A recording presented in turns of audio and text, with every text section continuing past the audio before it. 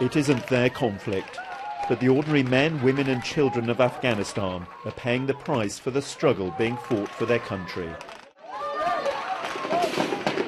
Here, insurgents took over an empty building in Kabul and fired into the street. Their motive, to kill and maim passers-by. Just one of an increasing number of attacks on civilians.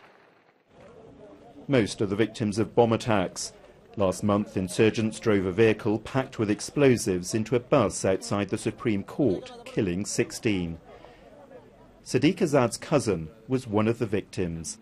The women in our family are too scared to go outside now, he says.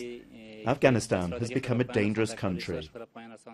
The UN says in just 6 months, more than 1,300 civilians were killed across Afghanistan.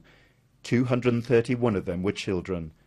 The total number of dead and injured rose by 23%, many of the victims targeted deliberately. That's extremely alarming, this quite large increase in direct attacks against civilians, deliberate targeting through a number of tactics. It may be by an IED, it may be by an assassination, it may be by a suicide attack. Most Afghans are simply getting on with their lives. They have no other choice. The UN has called on all sides in the conflict to uphold their legal obligation to protect them. The number of civilian casualties had actually been coming down, so this report is a huge disappointment, not just for the Afghan government, but for the international community, which has poured so many resources into Afghanistan. And with NATO combat troops due to leave next year, it does raise the question of whether this country is becoming more, not less, dangerous.